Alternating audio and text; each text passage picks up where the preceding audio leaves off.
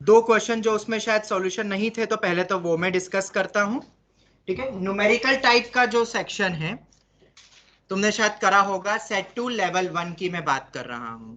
उसमें शायद ये डाउट हो सकता है, शायद ना हो, मे बी और मे नॉट बी, बट करना कैसे था, मैंने कैसे करा, वो मैं यहाँ पे बताने वाला हूँ। ध्यान से सभी देखना। ये क्वेश्चन नंबर था शायद 45 न्यूमेरिकल टाइप में। ठीक है, शायद तुमसे हो गया होगा और शायद ना हुआ हो। ठीक है, एक बार देख लेते हैं। Non zero complex number z is such that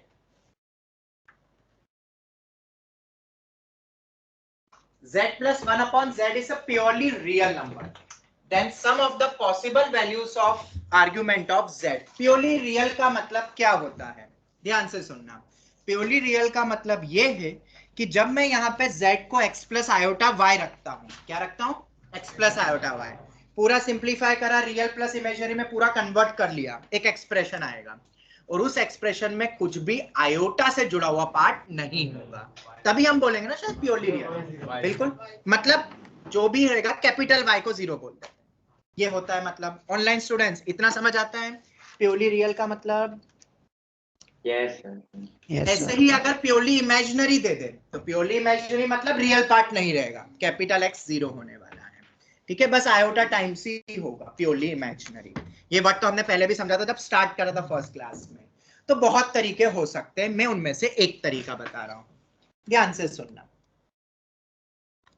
अगर Z कैपिटल Z बोल देता हूं, अगर ये प्योरली रियल है, प्योरली रियल, तो क्या मैं ऐसा बोल सकता हूं कि इसका कॉन्जुगेट Z ही होगा? x प्लस आयोटा y का कॉन्जुगेट होता है x माइनस आयोटा y। अब अगर y है ही नहीं तो x इक्वल टू x होगा ना। फिर तो एग्जांपल बताऊं कैसे करा, x माइनस आयोटा y और x प्लस आयोटा y, ये दोनों बराबर होंगे, तो एक तरफ ले जाओ, x x गया, 2 iota y is equal to 0। इसका मतलब y क्या होगा, और y जीरो का मतलब शायद प्योरली रियल ही होता है। तो अब जब कभी भी तुम्हें ऐसा दिखता है कि z is a purely real number, तो ये एक तरीका है जिससे तुम क्वेश्चन को क्रैक कर सकते हो, z is equal to z bar, या z बार z के बराबर होगा। ठीक है, सिमिलरली अगर तुम्हें प्योरली इमेजिनरी दे दे,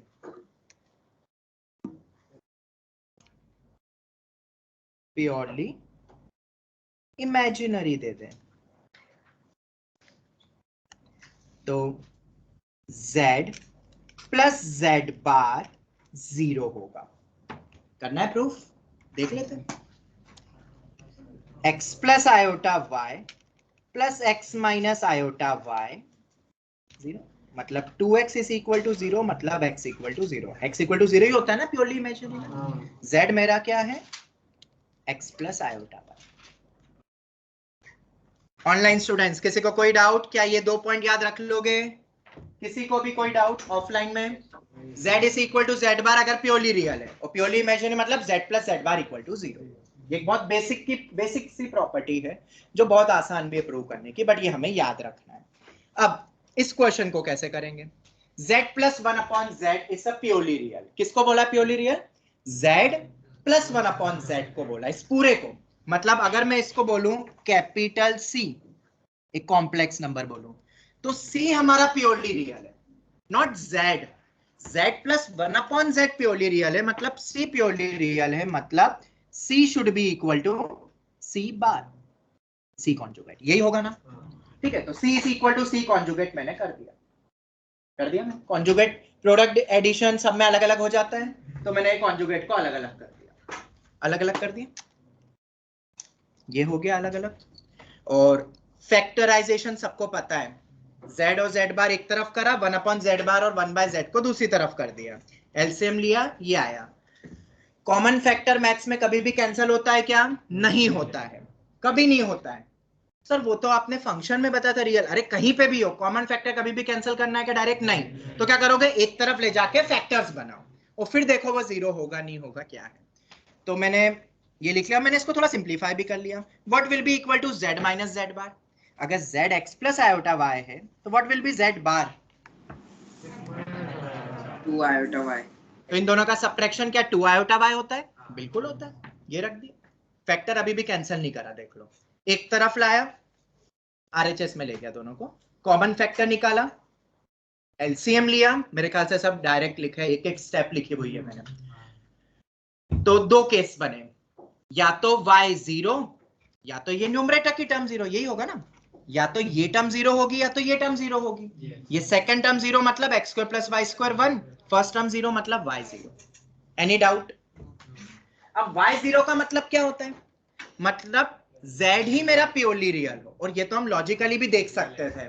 z प्लस 1/z तुम्हें दिया है प्योरली रियल, तो एक केस तो ये बनना ही था ना कि जब z खुद ही रियल हो। रियल प्लस 1/रियल इमेजिनरी हो सकता है क्या? नहीं हो सकता है। तो रियल प्लस 1/रियल is also a real number, तो रियल ही आना था। और यहाँ पे तुम देख सकते हो y इक्वल टू 0 मतलब z is equal to x हो गया, मतलब प्योरली रियल। और दूसरा केस एक और बन रहा है x square plus y square equal to 1। अब यहां ध्यान से समझना, प्योरली रियल तो ये हो गया, हुआ ना। और प्योरली रियल वाले नंबर का आर्गुमेंट क्या हो सकता है? या तो 0 या तो पाई। पाई मतलब 180 डिग्री। उन्होंने आंसर 180 दिया है शायद, क्या दिया आंसर पीछे? 180 दिया हुआ है। वो न्यूमेरिकल टाइप में ऑब्वियसली पाई कैसे वो मतलब लिखोगे, उन्हें शायद 180 दिया है ना सर 22/7 नहीं मीन 3.14 नहीं देना चाहिए? नहीं, उन्होंने डिग्री में अब वो लिखा नहीं है, वो लिख लेना रे, लिख लेना, ठीक है, वो मेंशन कर देंगे। ओके चल, तो 0 या पाई दो ऑप्शन है मेरे पास। अब मैं इधर आता हूं, x square plus y square equal to 1। ऐसे तो बहुत सारे कॉम्प्लेक्स नंबर पॉसिबल है जिनका x square plus y square equal to 1 करके आएगा। उन सभी कॉम्प्लेक्स नंबर के आर्गुमेंट का सम बोला है, पॉसिबल वैल्यूज ऑफ सम पूछा है। देख लो क्वेश्चन क्या है। Argument of z is k, sum of all the possible values. तो अगर अपन इसके बाद अगर क्रैक करने की कोशिश करें तो ये एक सर्कल होता है, शायद मैंने तुम्हें पहले भी बताया है क्या? हाँ सर। एक सर्कल की इक्वेशन आपने स्टैंडर्ड इक्वेशन बताई है सर्कल की। हाँ, तो ये मेरा एक सर्कल बन गया जिसका सेंटर मेरा 0,0 है और रेडियस मेरा 1 है, ये याद रखना। सर्कल तो पता ही होगा सबको, जिसमें एक सेंटर और रेडियस होता है। अब ये जो भी कॉम्प्लेक्स नंबर है ना z, वो इस कंडीशन को सेटिस्फाई करेगा, कर रहा है ना सेटिस्फाई वही। तो मुझे बताओ क्या वो सभी z इस पे ही लाई करेंगे ना, इस पे? सर्कल की इक्वेशन को सेटिस्फाई कर रहा है मतलब उसके कर्व पे रहेगा। तो पूरा एक सर्कल पे कहीं पे भी तुम z को ले सकते हो, कहीं पे भी ले सकते हो कॉम्प्लेक्स नंबर को। पर क्या मैं ऐसा बोल सकता हूं लॉजिकली कि sum of all the possible z के आर्गुमेंट 0 ही होंगे? बिल्कुल बोल सकता हूं। ये वाले जितने भी होंगे अलग अलग आएंगे ना एंगल, नीचे वाले शायद जस्ट उसका माइनस टाइम्स होता है। एक थीटा इक्वल टू अल्फा होता है तो नीचे theta equal to minus alpha होता है। सिमिलरली पाई माइनस अल्फा होता है तो नीचे माइनस पाई प्लस अल्फा होता है। इनफाइनाइट होंगे कॉम्प्लेक्स नंबर्स, हाँ, बट सम करके तो मैं बोल सकता हूं ना क्या होगा, 0 ही होने वाला है। और इधर 0 और पाई था, एड अप होके पाई बन गया, मतलब उन्होंने शायद 180 लगाया होगा। ठीक है, आगे तुम्हें लॉजिक समझना है, आंसर के पीछे नहीं भागना है, समझ आया? ठीक ठाक क्वेश्चन था, पर जितना हमने पढ़ा है शायद उसी पे बेस्ड था ये क्वेश्चन, और न्यूमेरिकल टाइप होते अच्छे हैं। ठीक है, एक और मैंने चीज सोची है, मैंने शायद तुम्हें कल 3 4 5 शीट्स दी थी जिसमें से चैलेंजिंग वाला वो टफ है, उसमें बहुत अलजेब्रा लगा है, मतलब वो वक्त लगेगा। वो टिपिकल AITS ओरिएंटेड शीट है जितना अभी तक तुमने कॉम्प्लेक्स पढ़ा है, क्योंकि तुम्हें क्वेश्चन कहीं नहीं मिलेंगे उसमें, कहीं नहीं मिलेंगे, बस मेरी शीट में मिलेंगे अगर टफ करना है तो। और वो 2 शीट काफी रहेगी, चैलेंजिंग करके ही मैंने नाम दिया है, पार्ट 1 एंड पार्ट 2। तो वो तुम अपने लेवल पे 2 2 1 1 3 3 क्वेश्चन करते रहना, वो काम आएगा। वो किसी भी एग्जाम्स में क्वेश्चन पूछा जा सकता है, किसी भी। नियरेस्ट एग्जाम की बात करूं तो KVPY में आ सकता है, और बाकी तो IOQM में कॉम्प्लेक्स नहीं जनरली, पर हाँ IIT में तो आ ही सकता है। और एक और एग्जाम होती है IOQM, वो मैं बाद में तुम्हें बताऊंगा, एस्ट्रोनॉमी वाले में भी मैथ्स में आता है कॉम्प्लेक्स, तो वो कर लेना, वो बहुत रेयर शीट है, उम्मीद करता हूँ। और वो विद सॉल्यूशन लिखी हुई है, आज से 5-6 साल पहले बनाई थी, बच्चों से एक भी क्वेश्चन नहीं हिला था, 2-4 ही हिला था, तो फिर मैंने सॉल्यूशन ही लिख के रखे हैं। पर रफ सॉल्यूशन है वो, एकदम डिटेल नहीं मिलेंगे, कम से कम 30-40 पन्ने भर जाएंगे, 50 पन्ने, इतना वक्त भी नहीं है मेरे पास। थोड़ा बहुत आइडिया जरूर मिल जाएगा, बाकी मैं तो हूं ही से, मेरी शीट से वो तो ठीक है। दूसरा पॉइंट, एक इंटीजर टाइप क्वेश्चंस की भी मैंने एक शीट दी है। तो मैं वो चाहता हूं आज का असाइनमेंट तुम्हारा क्या, रोज का असाइनमेंट रहेगा एक होमवर्क, और वो क्या है, वो इंटीजर टाइप के क्वेश्चंस को गो थ्रू कर लेना। वो कौन सा क्वेश्चन है भाई, तुम मॉड्यूल शायद पूरा ना कर पाओ, पर मॉड्यूल में एक लेवल 2 भी होता है, और लेवल 2 के आखिरी में इंटीजर टाइप सेक्शन होता है। उसके जो भी इंपॉर्टेंट क्वेश्चन है वो ये उस पूरे शीट में with solution.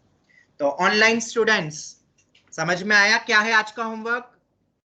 Yes, sir. Level 2 integer integer type, type question. ठीक है। और वही कल मैं शीट यहाँ पे ओपन करूंगा सामने, और वो मैं एक बार गो थ्रू करवा दूंगा तुम्हें जो भी डाउट है, क्योंकि वो क्वेश्चंस अच्छे हैं। सर आप एक बार रिपीट कर सकते हो? बेटा जो इंटीजर टाइप करके मैंने एक शीट दी है तुम्हारे ग्रुप में, और शायद मैं उसमें भी मैंने ऐड करा है कि नहीं, पर मैं कर दूंगा MS टीम पे भी। मैंने एक अलग से बना दिया है क्वेश्चंस बाय रोहन सर करके, अलग ही क्वेश्चन शीट करके, उसमें मैं ऐड ऑन, तो दोनों में तुम्हें मिल जाएगा, वो करना है। तो इंटीजर टाइप वाली तुम्हारी कल तक हो ही जाएगी। हो गया, लेवल 2 का इंपॉर्टेंट सेक्शन है वो तो। और किसी भी बुक का याद रखना, अगर अच्छे क्वेश्चन करने हैं सिंगेज लो या कोई भी, तो कौन सा पार्ट सबसे बेस्ट रहता है, इंटीजर टाइप या न्यूमेरिकल टाइप, ये दो बेस्ट रहता है, ये याद रखना। बाकी तो बन जाते हैं, इतने डिफिकल्ट नहीं होते हैं। AITS में पार्शियल मार्किंग होती है? वो इंस्ट्रक्शंस पढ़ना पड़ेंगे तुम्हें, हो भी सकती नहीं भी हो सकती है। कुछ IIT के पेपर्स में पहले आया है और कुछ में नहीं भी आया है। जब पार्शियल मार्किंग नहीं होती है तो कट ऑफ बहुत लो गया है IIT का, और जब पार्शियल मार्किंग होती है तो कट ऑफ बहुत हाई गया है। बस मैं इतना ही कहूंगा, anything can be asked, there is no fixed instruction या पेपर पैटर्न ऑफ IIT, ठीक है, नो फिक्स पैटर्न। तो अब तुम सीखोगे 2 साल में बहुत। अभी तुम वाले पेपर में अच्छा स्कोर कितना है?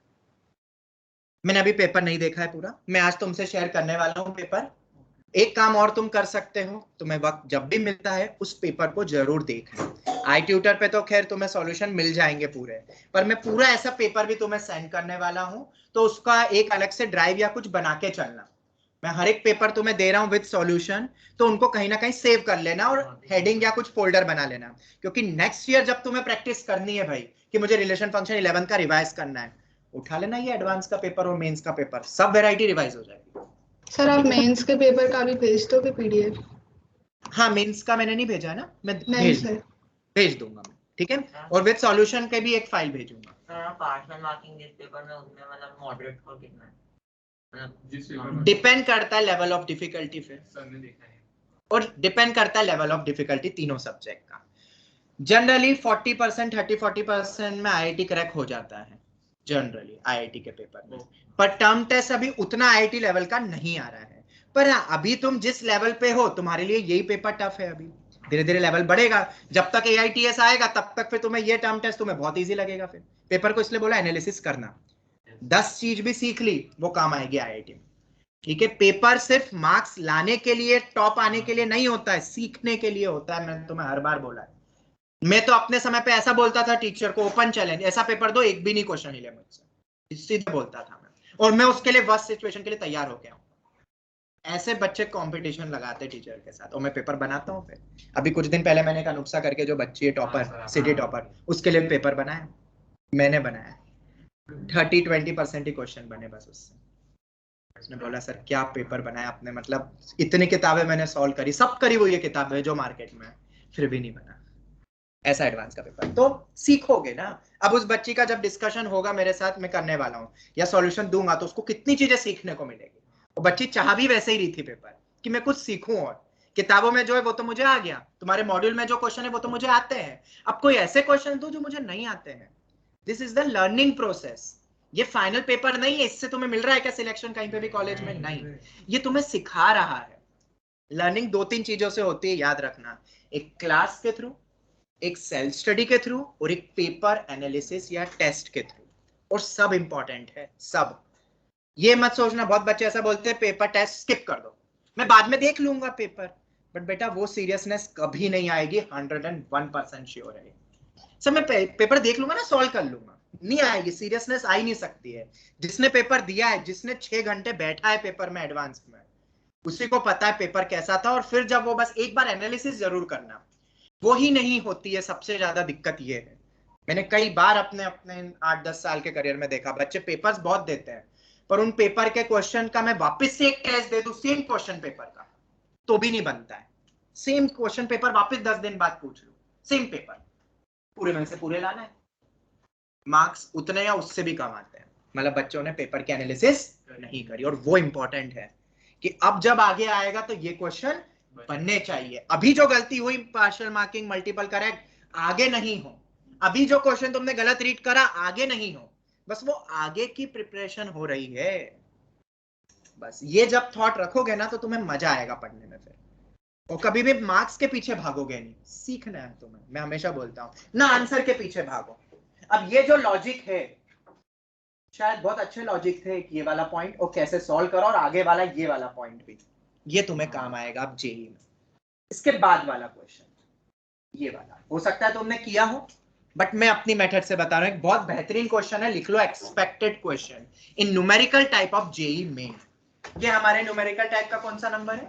46।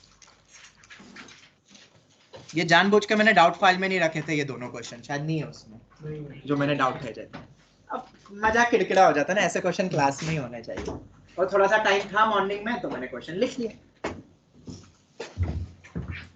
One of my favourite question में से एक है, और टिपिकल मेंस ओरिएंटेड, और लॉजिक बहुत इजी, दो इक्वेशन दो वेरिएबल, देख लो दो इक्वेशन है ना, पर पूरी कॉम्प्लेक्स नंबर में। पर इन दोनों इक्वेशन को देख के शायद तुम्हें ये क्लिक जरूर हो रहा होगा शायद कि a plus b whole cube a minus b whole cube, अगर तुम्हें फॉर्मूला पता है a cube plus 3a square b plus 3b square, तो जनरली बच्चे क्या सोचते हैं, इन दोनों इक्वेशन को ऐड कर दो, पर a cube a minus b whole cube नहीं सेट हो पा रहा है, इन दोनों इक्वेशन को ऐड करना, ठीक है? तो a cube plus b cube भले ही बन जाएगा, a cube plus b cube या a cube minus b cube, पर तुम्हें पता होगा a minus b whole cube क्या होता है?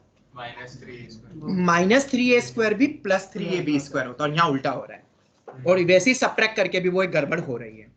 और वो क्यों हो रही है? क्योंकि यहाँ पे कॉम्प्लेक्स का यूज होने वाला है, और वो कॉम्प्लेक्स कैसे यूज होगा?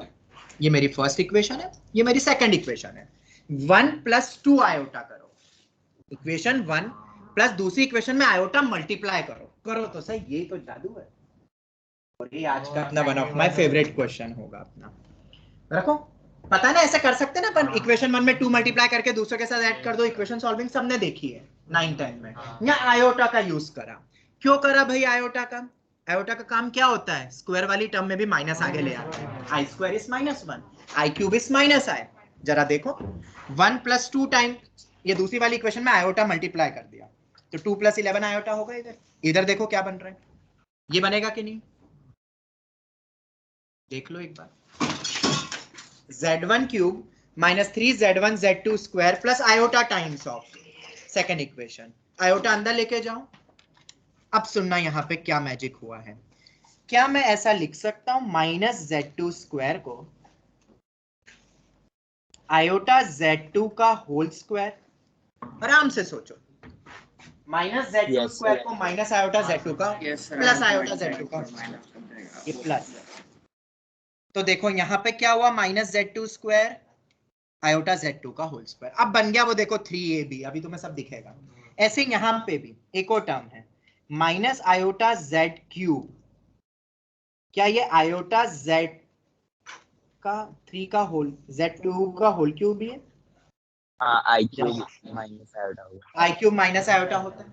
बस ये लॉजिक था, थोड़ा नया लॉजिक था ये पॉइंट, और ये मेंस में मिलेगा, आज तक नहीं आया है। दुआ करो कि तुम्हारे आगे वाले सीनियर से भी नहीं पूछे, ठीक है? ये बन गया, तो अब देख लो, अब तुम्हें पूरा दिखेगा a plus b whole cube, अगर तुम्हें आता है तो a cube 3ab square plus 3a square b, अब वो तुम देख लो प्लस b क्यूब, देख लो वही है a plus b whole cube. और सिमिलरली अब वो मैंने लिखा नहीं है, 1 माइनस 2 आयोटा कर लेना, मतलब फर्स्ट इक्वेशन को सब्ट्रैक्ट करो 2 टाइम सेकंड इक्वेशन में आयोटा मल्टीप्लाई करके, आ जाएगा ना सेम 2 माइनस 11 आयोटा, ठीक है? और अब क्या करोगे, अब इन दोनों को मल्टीप्लाई कर दो, दोनों इक्वेशंस को मल्टीप्लाई कर दो दोनों को मल्टीप्लाई, तो तुम्हें पता होगा ये, ओ मैंने यहाँ पे एक गड़बड़ कर दी है, कोई बात नहीं, ये होल क्यूब में खा गया। ये क्या होता है, a plus b into a minus b, a square minus b square, तो z1 square minus iota z2 का होल स्क्वायर, तो प्लस हो जाएगा ना, iota square is -1 minus minus plus, और 2 plus 11 iota 2 minus 11 iota 2 square plus 11 square हो जाएगा। a square minus b square होता है, पर वो आयोटा स्क्वायर -1 से 1 माइनस होके प्लस हो गया। तो यहाँ पे एक होल क्यूब है। तो हाँ, और आंसर क्या दिया इसका? मैं क्यूब क्या पता कहाँ, कोई बात नहीं, हो जाती गलती। हाँ, अभी क्लास के पहले ही 2 बजे ही लिखा था ये क्वेश्चन। 5 प्लस माइनस नहीं आएगा ऑड पावर में, वो इवन पावर में प्लस माइनस आता है कि नहीं? क्वेश्चन आना चाहिए जेईई मेन में न्यूमेरिकल टाइप में, गारंटीड आना चाहिए। बच्चे उस इक्वेशन को कुछ और करेंगे, ऐड सब्ट्रैक्ट या कुछ और करेंगे, या ज्यादा से ज्यादा a plus b whole cube दिखता है जब ये लिखते हैं ना, a cube b cube minus b cube, पर वो सेट ही नहीं हो रहा है, ना ऐड करके हो रहा है ना सब्ट्रैक्ट करके हो रहा है। अलग अलग ट्राई करा, बस इसीलिए तो ये क्वेश्चन खास है। आयोटा स्क्वायर से मल्टीप्लाई करके -1 लाने की ट्राई तो अब करी। आयोटा को भी इंट्रोड्यूस कर सकते हैं, हमने शायद करा है पहले। a square plus b square को a plus iota b, a minus iota b, b plus iota है, b माइनस आयोटा, और वो 3 वेरिएबल्स वाला हमने करा है क्वेश्चन, जो अपने आप में यूनिक था। 2 स्टेप का क्वेश्चन आंसर। आई होप इन दोनों क्वेश्चन की इंपॉर्टेंस को तुम समझो। और कल लिख लो जिसको लिखना है। हाँ बेटा बोलो। तो जो 45 वाला है उसमें हमें प्योरली रियल दिया है, तो हमने वो ग्राफिकली पहले किया था कि प्रिंसिपल आर्ग्यूमेंट पॉजिटिव रियल के लिए 0 होता है और नेगेटिव के लिए पाई, तो डायरेक्ट हम नहीं कर सकते? हाँ बेटा सुनो, तुम्हें प्योरली रियल क्या दिया है? z दिया है कि z प्लस 1/z दिया है? z प्लस 1/z, इतना समझ आता है? हाँ। दूसरा पॉइंट, तुमसे आर्गुमेंट किसका सम पूछ रहे हैं? z का पूछ रहे हैं कि z प्लस 1/z का पूछ रहे हैं? z का। अगर z प्लस 1/z का पूछते कि सभी आर्गुमेंट उसके एड अप करो, तो तुमने जो बोला सही है, पर दिया रियल z प्लस 1/z है और आर्गुमेंट पूछ रहे सिर्फ z का, तो फर्क है ना बेटा। हाँ, केस हो जाएगा कि वो अगर वो रियल है तो z भी रियल होगा, पर और भी केस हो सकते हैं ना जहां ओवरऑल रियल निकल जाए, पर z अपने आप में रियल नहीं, और वो कब होगा? जब x स्क्वायर प्लस रियल और इमेजिनरी पार्ट का स्क्वायर का सम 1, मतलब डिस्टेंस फ्रॉम ओरिजिन 1 रखना है हमेशा। ठीक है, क्लियर हो गया? चलो और लिख लो। सर हाँ बोलो। सर 48 वाला क्वेश्चन है ना, वो आपने सेम वैरायटी करा है, लेकिन इसमें रिमाइंडर क्वाड्रेटिक बच रहा है, बहुत ही अजीब सा एंड फिर आंसर लास्ट में क्वाड्रेटिक बहुत बार ट्राई पुट कर रहे हैं, तो फिर आयोटा में आंसर आया है। चलो रिमाइंडर देखो पहली बात तो ये है कि अगर मैं क्वाड्रेटिक को डिवाइड करूंगा तो रिमाइंडर कभी क्वाड्रेटिक नहीं हो सकता, लीनियर या कांस्टेंट या जीरो होगा, और अगर लीनियर आता है तो z की टर्म्स में आएगा और z को वापस से रीसब्स्टिट्यूट करेगा, आयोटा मतलब x है तो x को वापस से 3 + 4 आयोटा रखना, बट फाइनल में आयोटा आंसर फाइनल में आयोटा आएगा ना बाद में। तो आंसर नहीं आ रहा है क्या? नहीं, आ रहा है मेरा है। नहीं सर, आ रहा है, आ रहा है, आ गया था। कोई बात नहीं, लॉन्ग डिवीजन मेथड एक बार जाओ पूरा, सर 2 बार ट्राई, कोई बात नहीं, तीसरी बार करो, नेवर गिव अप। हाँ थोड़ा थोड़ा कर सकते हैं। लेवल 2 के भी मैंने जो इंटीजर टाइप और उसमें थोड़े बहुत क्वेश्चंस रखे हुए सॉल्व हैं। एग्जांपल में जो स्टेटमेंट वाला है ना वो समझ नहीं आता।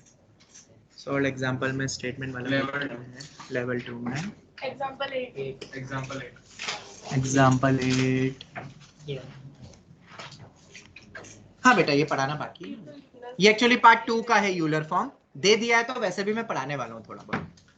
चलो यहाँ तक कोई डाउट? अब आगे बढ़े। अब अपन ये 2 मेन क्वेश्चंस थे, इसके बाद ये वाली फाइल मैंने आज मैं ऐसा लेक्चर ही पार्ट 2 में तुम्हें देने वाला हूँ। ये जो डाउट्स मुझे मिले वो ये वाले हैं, ये सब ने गो थ्रू कर लिए एक बार। Polar form of, argument of, easy questions ही थे बहुत। ये एक न्यूमेरिकल वाला टाइप का पहला क्वेश्चन, z² + z बार 0, बस x + आयोटा y रखना है, 2 इक्वेशन है, 2 केस के अकॉर्डिंग सॉल्व करना है शायद, और टोटल मिला के 4 कॉम्प्लेक्स नंबर आए हैं। ठीक है, न्यूमेरिकल टाइप का ही क्वेश्चन जनरली डाउट में। एक ये वाला, ये एक इंपॉर्टेंट क्वेश्चन है, इंपॉर्टेंट मतलब बहुत, मतलब एक्सपेक्टेड क्वेश्चन ऑफ मेंस। हां सर ये 47 एक बार इसको मैं बता भी देता हूँ, शीट में तो दिया हुआ ही है मैंने, और आज के लेक्चर में रख भी दिया है मैंने। मॉड z हमें 2 दिया, इसमें देखो मैंने वो लिखा भी एक पॉइंट कि कहाँ जाके बच्चे जनरली अटकते हैं, और वहीं से हमें स्टेप दूसरी लेनी थी, रास्ता दूसरा था क्वेश्चन का, हमने गलत ट्रैक ले लिया। मॉड z 2 के बराबर दिया हुआ है। क्वेश्चन नंबर कौन सा है? 47 है, न्यूमेरिकल टाइप का, लेवल 1 सेट 2 है। if mod z is equal to 2 and w is equal to z plus 1 upon z minus 1, where z comma w belongs to complex number, then the product of least and the greatest value of mod w पूछा है मैंने यहाँ पे. इसमें जो least greatest है ना, उसमें थोड़ा बहुत ज्योमेट्री लग रहा है इस वाले में, पर तुमसे तो और भी इजी पूछा है. इसकी बस एक ही स्टेप से आंसर आ जाएगा. मैं बताऊंगा, करेंगे डिस्कस. और इस क्वेश्चन में आखिरी में क्या करा है वो भी मैं बताऊंगा सब आज. ठीक है, तो पहले अपन क्वेश्चन को देख लेते हैं. देखो इधर तुम्हें mod z2 दिया है और w के बारे में कुछ पूछा है. तुम देख लो क्वेश्चन नंबर 47 भी वैसा ही है. mod z2 दिया है और w के बारे में कुछ पूछा है. तो हमारे दिमाग में क्या आता है, दोनों तरफ mod ले लो. जब भी इक्वेशन देना तो कुछ चीजें याद रखना. We can take mod, we can take conjugate, we can take argument. हम कर सकते हैं ना, ये सब तो बराबर है तो सब कुछ ही बराबर है. तो मैंने दोनों तरफ मॉड लिया, पर इसके बाद दिक्कत हो रही है. क्या ये मॉड को मैं सेपरेट कर सकता हूँ z+1 और इसमें? ये नहीं होता है, एडिशन में नहीं होता है. और मॉड w पे क्वेश्चन है, पर फिर मॉड ऑफ z+1 ये मुझे पता नहीं है, हमें तो मॉड z गिवन है. इस कारण छोटा सा अलजेब्रा है. वो क्या है, तुम्हें तो w दिया है z की टर्म्स में, तुम z निकालो w की टर्म्स में. सर क्यों? क्योंकि z निकल गया तो मॉड ऑफ z2 गिवन है, वो डेटा यूज हो जाएगा. तो उसी डेटा को यूज करने के लिए हमने क्या करा, w दिया हुआ है z+1 अपॉन z-1 और वहां से हमने क्या निकाला, z निकाल लिया. निकाल सकते हैं ना, क्रॉस मल्टीप्लाई करके एंड ऑल, ये आ गया. और अब बिंदास, क्योंकि तुम्हें पता है मॉड z2 है तो हम दोनों तरफ क्या लेंगे, मॉड. ये देखो ये मॉड ले लिया. सिंपल. अब बस यहां से तो आंसर आ गया तुम्हारा. हाँ सर यही पूछा. तुम्हारा तो खत्म हो गया question. Mod of w+1 is equal to twice of mod of w-1. एक तरफ ले जाओ और +1 करना है दोनों तरफ. ये तो डायरेक्ट ही हो गया. ठीक है, तो वो उसके लिए तो बहुत इजी हो गया है. पर इसके बाद की प्रोसेस क्या करी, x प्लस आयोटा और ये सॉल्व, ये मैं तुम्हें बता दूंगा. अभी आऊंगा मैं इस पॉइंट पे. ठीक है, पर ये समझ में, ये पिछले साल एक्चुअली यही क्वेश्चन था. जो मेरे पास मॉडल था वो पुराना मॉडल था, उसमें यही चीज पूछी थी, ग्रेटेस्ट और लीस्ट. पर ये पार्ट 2 में जा रही है, कॉम्प्लेक्स पार्ट 2 में, इसलिए उन्होंने हटा ही दिया वो पार्ट और बस ये पूछ लिया छोटा सा. आ गया ये तो समझ में. तो ये रीअरेंज कर सकते हो ना. क्या सोच के करा बेटा, क्योंकि मॉड z2 था तो z निकालो, और निकाल सकते थे, बहुत इजी था. w में दिया था z की टर्म्स में तो z निकाल लो w की टर्म्स में, फिर मॉड ले लो, आंसर आ गया. ठीक है, अब इसके बाद की प्रोसेस आज अपन देखने वाले हैं. ठीक है, और कोई क्वेश्चन है क्या? हाँ ये वाला. एक second. Polar form of complex number, ये भी एक क्वेश्चन था, मॉड्यूल का ही है ये, शायद एक्सरसाइज या उसमें तुम देख लेना. तो ये क्वेश्चन में 2 तरीके से करा हुआ है, ये देख लेना. ये वाला देख लोगे ना, ये फाइल तो तुम एक बार क्वेश्चंस देख लेना. ये क्वेश्चन शायद अभी नहीं है उसमें, ये पिछले साल था न्यूमेरिकल टाइप में. बहुत अच्छा क्वेश्चन है और इसको अपन समझेंगे अभी यूलर, तब तुम्हें ये सॉल्यूशन भी समझ में आएगा. बहुत अच्छा क्वेश्चन है ये तो, बहुत ही बढ़िया. लॉग ऑफ दिया हुआ है, log of complex number, log of complex number समझेंगे इसको भी. बाकी तो हाँ, ये क्वेश्चन एनसीईआरटी का है. ये क्वेश्चन किस में आया है, एग्जाम्पलर में भी तुम्हें मिल जाएगा ये. मतलब this question is most important for your term exam, बहुत ही ज्यादा इंपॉर्टेंट है. क्वेश्चन की तरफ देख लो एक बार. ये भी होगा कहीं ना कहीं मॉड्यूल में, पर ये शायद बोर्ड वाले सेक्शन में होगा. एक बोर्ड का भी सेक्शन होता है ना, उसमें ये मिलेगा क्योंकि बोर्ड ओरिएंटेड है. फटाफट देख लो क्वेश्चन को, लिखना शुरू करो जल्दी. पास. हाँ सर. हाँ दिया हुआ है, क्वेश्चन नंबर 13, बोर्ड वाले में मिलेगा तुम्हें. 13 क्वेश्चन है ना, पेज 97. चलो एक बार ट्राई कर लो सर.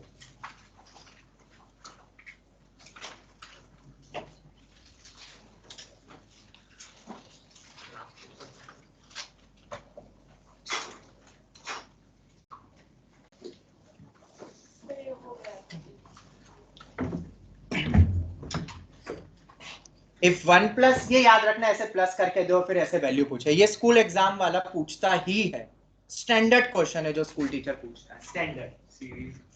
ठीक है, 1 plus iota into 1 plus 2 iota into 1 plus 3 iota up to 1 plus n iota. अगर ये x प्लस आयोटा y के बराबर है तो 2 इंटू 5 इंटू 10 ब्ला blah blah.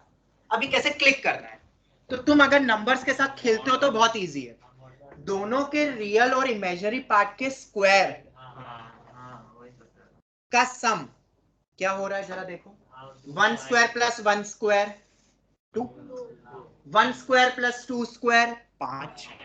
1 square plus 3 square 10। Online student समझ में आया ये पॉइंट? Yes sir. ठीक है, तो अब तो तुम्हें समझ आ गया है कि क्या करना है। अब तो खैर तो कहीं ना कहीं ऐसी टर्म कहीं आती है, बिल्कुल आती है मॉड लेके, तो दोनों तरफ मॉड ले लो। और मॉड लकीली नहीं होता है, लकीली भी नहीं बनाने वाला है। होता कि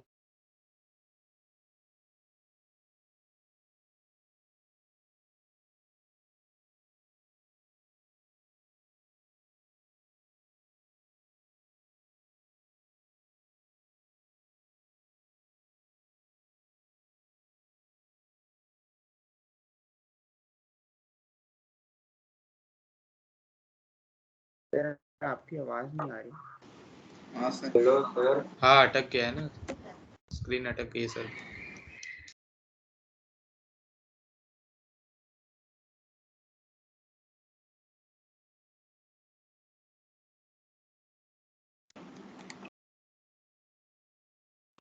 हेलो सर, आपकी आवाज नहीं आ रही।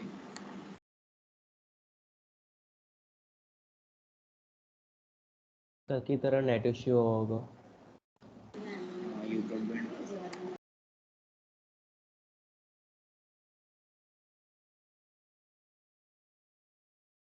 ब्रॉडबैंड की वजह से। हाँ।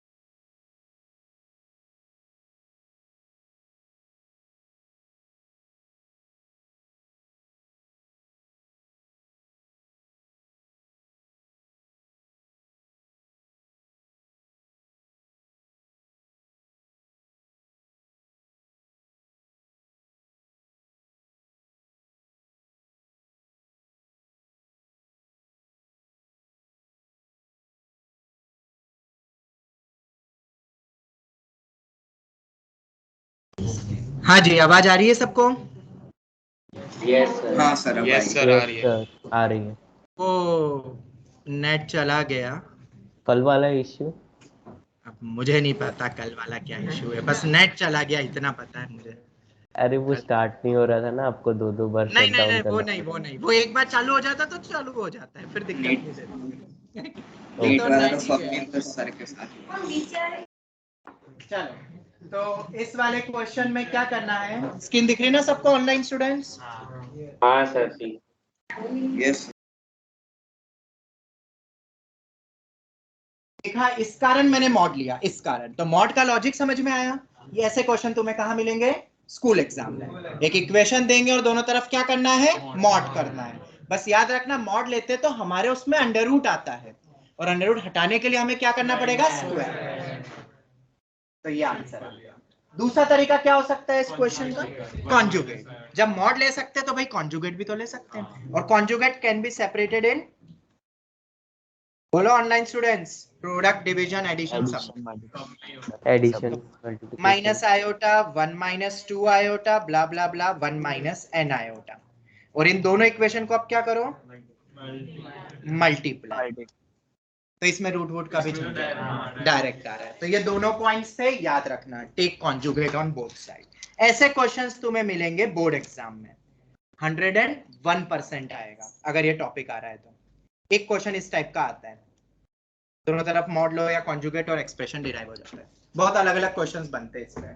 तुम्हारे जो मॉड्यूल नहीं एनसीईआरटी का जो मिसलेनियस पार्ट है उसमें एक आध क्वेश्चन और मिलेंगे, दोनों तरफ मॉड लेके आंसर आ जाएगा 2 लाइन में, वो तुम देख लेना।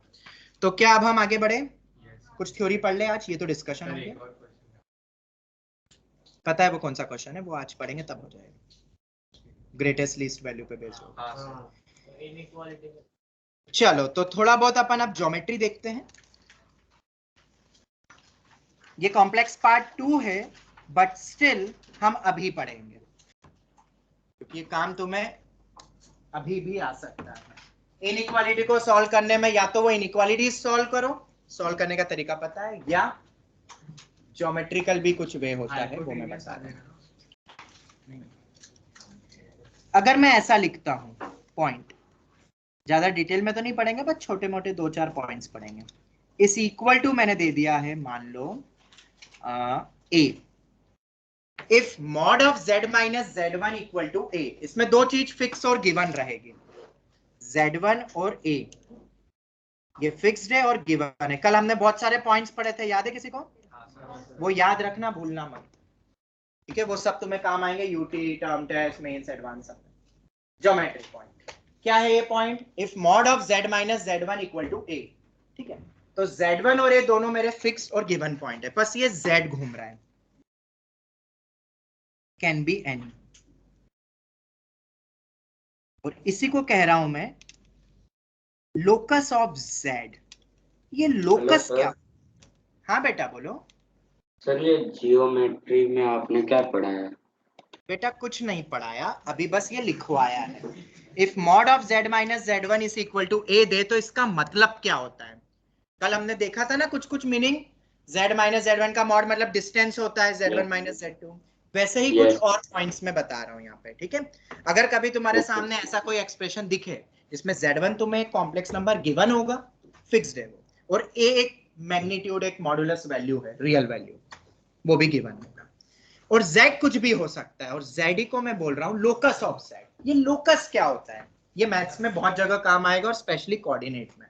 लोकस का मतलब होता है, या लोकस ऑफ z का मतलब है a moving point which moves, a moving point which moves under the given condition, a moving point which moves under the given condition। एक पर्टिकुलर फिक्स कंडीशन दे दी जाएगी और उस कंडीशन में बोला जाएगा पॉइंट को या z को, पॉइंट मतलब x, y, पॉइंट मतलब x, y, और z भी शायद वही होता है ना, arbitrary x plus iota y, ठीक है? अब इसको फील करते हैं अपन थोड़ा। लोकस अ मूविंग पॉइंट, इसका मतलब क्या है? जैसे कि एक पत्थर है, पत्थर को एक पॉइंट मान लो और उसको तुमने फेंका तो एक ट्रेजेक्ट्री बनती ना उसका पाथ। ये जो पाथ आया, जैसे कि तुमने शायद प्रोजेक्टाइल मोशन पढ़ा होगा, तो उसमें एक पैराबोलिक पाथ बनता है, तो parabolic will be the locus of that पत्थर, ऑफ दैट स्टोन जो तुमने फेंका। समझ में आया, फील हुआ? वो जो भी पाथ, वो जो भी ट्रेजेक्ट्री फॉर्म कर रहा है उसी को बोलते हैं उस चीज का, उस पॉइंट का लोकस। लोकस हमेशा एक पॉइंट का ही होता है। एक और एग्जांपल समझते हैं, एक मक्खी है, मक्खी, उस मक्खी को स्क्रीन पे छोड़ दिया, स्क्रीन पे, तो वो कहीं पे भी जा सकती है स्क्रीन पे, तो लोकस क्या हो जाएगा? प्लेन। ये जो सामने स्क्रीन का प्रोजेक्टर का जो प्लेन है वो हो जाएगा। अब समझ आ रहा है? एक और पॉइंट, ऐसे ही मक्खी को छोड़ दिया ऐसे हवा में, तो लोकस क्या होगा? पूरा 3D अपना ये जो पूरा यूनिवर्स हो जाएगा, कहीं पे भी जा सकती है। अब समझ में आ रहा है, फील हो रहा है?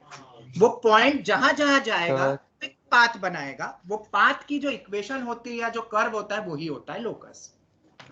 जैसे कि लाइन, लाइन पे कोई एक पॉइंट को मतलब एक फिक्स एंगल से मैंने रख दिया कि वो पॉइंट हमेशा एक फिक्स एंगल बनाएगा एक्स एक्सिस से, तो एक लाइन पे ही रहेगा ना वो हमेशा, तो लोकस क्या हो जाएगा उस पॉइंट का? y equal to mx plus c। हाँ, जो भी। सिमिलरली सर्कल भी तो लोकस हो सकता है किसी एक पॉइंट का, मतलब मैं एक पॉइंट को ऐसे छोड़ूं, कुछ कंडीशन लगाऊंगा विच moves under the given condition. Condition क्या है? कि बेटा एक गिवन पॉइंट होगा नोन पॉइंट, और उस नोन पॉइंट से डिस्टेंस हमेशा फिक्स रहेगा a। ये z मेरा मूविंग पॉइंट है, घूमता रहेगा, पर क्या कंडीशन है उस पे? कि एक फिक्स पॉइंट से हमेशा दूरी कितनी रखनी है, ये ए बी गिवन, तो क्या सर्कल बनेगा कि नहीं बनेगा? बनेगा। बोलो ऑनलाइन स्टूडेंट्स। ठीक है, जैसे कि एक तुमने क्वेश्चन करा होगा, एक काऊ है, उसको मैदान पे छोड़ दे तो कितना पार्ट ग्रेस करेगी, तो एक सेक्टर बनता है, तो वो सेक्टर ही लोकस होगा गाय का। पर हम जनरली मैथमेटिकल टर्म्स में हमेशा एक पॉइंट का लोकस निकालते हैं, लाइन या इसका लोकस नहीं होता है, हमेशा पॉइंट का लोकस होता है। जैसे यहाँ पे z हो गया, वो x प्लस आयोटा y बोलो या x कॉमा y बोलो, तो वो बन गया, कुछ भी हो सकता है, मतलब लोकस। ऐसे तुम आगे जाके पढ़ोगे, पूरा कोऑर्डिनेट ज्योमेट्री यहीं से शुरू होता है। स्ट्रेट लाइन एक लोकस है, पेयर ऑफ स्ट्रेट लाइन दो लाइन का लोकस के थ्रू बनता है। तीसरा आएगा सर्कल, फिर आएगा पैराबोला, पैराबोला तो तुमने देखा भी है, फिर इलिप्स आएगा, सब पे कंडीशन लगी हुई है, और वो एक पॉइंट ही है जो घूम रहा है, एक कंडीशन। तो कभी बनता है इलिप्स, कभी बनता है सर्कल, कभी बनता है हाइपरबोला, कभी बनता है स्फीयर, कभी बनता है इलिप्सॉइड, कभी बनता है ब्ला ब्ला ब्ला, बहुत बन सकता है। हमारे जो सिलेबस में है वो 2D के फिगर्स है। 2D के फिगर्स बोले तो straight line, circle, parabola, ellipse, hyperbola. This is the syllabus of IIT JEE and your school exam. Conic में हम यही पढ़ते हैं, 3D में नहीं जाते हैं, ना जाना है। स्फीयर भी अब सिलेबस में नहीं है, NDA में बस आता है थोड़ा बहुत, वो भी डायरेक्ट फॉर्मूला बेस्ड, बाकी किसी में नहीं आता। ओके, तो लोकस फील हो गया सबको? भूलोगे तो नहीं अब पूरे 2 साल। What do you mean bye locus? इसको बहुत डिटेल में पढ़ेंगे अपन, बहुत डिटेल में, कोऑर्डिनेट ज्योमेट्री। ठीक है, अब अपन इसको थोड़ा सा, हाँ बोलो। हाँ बस वही, जैसे ये सर्कल, अंदर का रीजन नहीं, हमेशा दूरी कितनी रखनी है, ए ही रखनी है।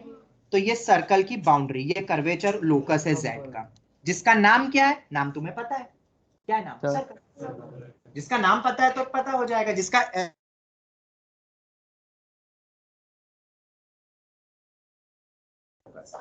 पर हम जो पढ़ते हैं वो नॉन लोकस जनरली पढ़ लेते हैं, जो हमें पता है। सर पूरा यूनिवर्स उसका लोकस होगा, बस बस ये बोलेंगे यूनिवर्स, तो बस मतलब अगर उसने मतलब कुछ ऐसे कुछ सब जगह जा सकती है ना, लिबर्टी दे दी, वहां पे कोई कंडीशन ही नहीं लगाई। बाउंडेशन जनरली बाउंडेशन के थ्रू चलता है, वहां कुछ है ही नहीं, तो अपन बोलेंगे universe is the locus of that. कहीं भी जा सकता है ना, आइडियली तो वो कहीं भी जा सकता है, वैसे बोलेंगे। अब तुम उसको रोक दो तो कंडीशन लगा रहे हो फिर कि वो ऐसा जाएगा, तो फिर वो लोकस हो जाएगा। जब कुछ नहीं लगाया तो वो तो फ्री है ना, कहीं भी जाए उड़ के। हाँ बोलो क्रिश। सर मैं ये पूछ रहा था कि लोकस सिर्फ प्लेन का ही होता है या फिर कोई 3D 4D कुछ भी हो? स्फीयर भी हो सकता है। अब मैं तुम्हें बोलूं, ये जो बनाया है ये प्लेन में नहीं रखना है। फिर से सुनो, एक ऐसा पॉइंट है जिसका एक फिक्स पॉइंट से डिस्टेंस हमेशा, एक मूविंग पॉइंट है, इसका फिक्स पॉइंट से डिस्टेंस हमेशा a हो। तो किसने कहा भाई प्लेन हो? मैंने बोला क्या अभी डेफिनेशन में? नहीं। जब हम इन्हें प्लेन लगाते हैं तो सर्कल बनता है, वरना तो बनता है हमारा स्फीयर। तो वो भी हो सकता है, पर अभी मैंने क्या बोला, हम क्या है हमारे सिलेबस में, मैंने सब बोल दिया, 2D है, मैंने सब कुछ बोल दिया यार। इस पॉइंट पे तो डिस्कशन हो गया। चलो, तो ये हमें समझ में आ गया कि z माइनस z1, z एक ऐसा पॉइंट है जिसका z1 से डिस्टेंस हमेशा a रखना है, तो z का लोकस क्या होगा? सर्कल होगा। अब सर्कल की इक्वेशन क्या होगी? हमने पढ़ा है, देखो अब यहाँ पे डिराइव करते हैं। ऑब्वियसली कुछ मैथमेटिकल प्रूफ होना चाहिए कि सर्कल ही होगा, तो बहुत ईजी है। z तो आर्बिट्री है ना, मैंने बताया उसको हमेशा x प्लस आयोटा y मान लेते हैं। तो z1 कोई भी एक नोन पॉइंट है, x1 प्लस आयोटा y1 का mod is equal to a। Mod लेना है तो पहले रियल इकट्ठा करो, इमेजिनरी इकट्ठा करो, और फिर रियल पार्ट का स्क्वायर प्लस इमेजिनरी पार्ट का स्क्वायर। इसको कुछ वो मान ले क्या? रुको रुको रुको, वो एग्जैक्ट इक्वेशन ही बन जाएगी, h प्लस आयोटा k मान लो इसको। तो एग्जैक्ट जो मैंने पहले बताई थी तुम्हें, इज इक्वल टू a। तो क्या हो जाएगा मॉड्यूलस? x minus h का square plus y minus k का होल। h प्लस आयोटा के कोई भी एक नोन पॉइंट, तुम्हें गिवन पॉइंट मतलब सेंटर के कोऑर्डिनेट्स है वो, जैसे 2,3 दे देंगे तो 2 + 3 आयोटा। पर कंपेयर कैसे होगा? माइनस के बाद। शायद मैंने उस समय बताया था डिस्टेंस फॉर्मूला में भी, माइनस के बाद कंपेयर होता है। क्या एप्लीकेशन है वो तुम्हें बस अभी पता चलने वाला है थोड़ी सी देर में। स्क्वायर कर दो, तो x minus h whole square plus y minus k whole square is equal to a square. और शायद ये हमारी सर्कल की इक्वेशन हुआ करती थी, याद करो, जिसमें h कॉमा k होता है सेंटर और ए होता है मेरा रेडियस, माइनस के बाद कंपेयर करते हैं, ठीक है, और इसको कहते हैं सर्कल। हेंस प्रूव्ड कि सर्कल ही होगा। हो गई अटेंडेंस? चलो खैर, किसी को कोई भी डाउट? तुम्हें रीजन मिल गया, पता चल गया। अब आगे मैं बस डायरेक्ट लिखवाऊंगा कॉम्प्लेक्स पार्ट 2 में कि इसका लोकस होता है सर्कल। कैसे, क्या, वो ये वो तुम देख सकते हो। मैथमेटिकल और फील्ड भी कर लिया, शायद आप कभी नहीं भूलोगे इस पॉइंट को। तो ऐसे और भी फिक्स लोकस होते हैं, कुछ perpendicular, bisector, ellipse and all, वो सब हम पार्ट 2 में देखेंगे। अब इसकी क्या यूटिलिटी है हमारे इसमें, तो वो जो इनइक्वालिटी के क्वेश्चंस होते हैं ना, वो कई बार इस चीज से रिलेट हो सकते हैं। कैसे, क्या, तो जरा समझते हैं। बट उसके भी पहले अगर मैं ऐसा लिखूं कभी, less than equal to a, what you mean by this part now? ठीक, ऐसा पॉइंट है जिसका एक फिक्स पॉइंट से डिस्टेंस ए हो या ए से कम भी हो सकता है। तो कम कितना? 0। मिनिमम डिस्टेंस तो 0 हो सकता है। तो मैं क्या इसके लोकस को डिस्क नहीं बोल सकता हूं? डिस्क, सर्कल तो सिर्फ बाउंड्री होती है। अब अंदर भी हो सकता है रेडियस, तो अंदर एक और सर्कल, सर्कल सर्कल सर्कल, या सेंटर खुद। तो हम क्या बोलेंगे इस केस में? Z क्या होगा? डिस्क। डिस्क तो शायद आपने देखी होगी। ये मेरा Z1 है, ए से कम भी हो सकता, तो ये पूरा पार्ट आएगा। मतलब अगर तुम ढूंढने निकलोगे किसको? Z को। Z को अगर तुम ढूंढने निकलोगे कहां कहां, तो कहां पाया जाएगा तुम्हें? सर्कल या अंदर।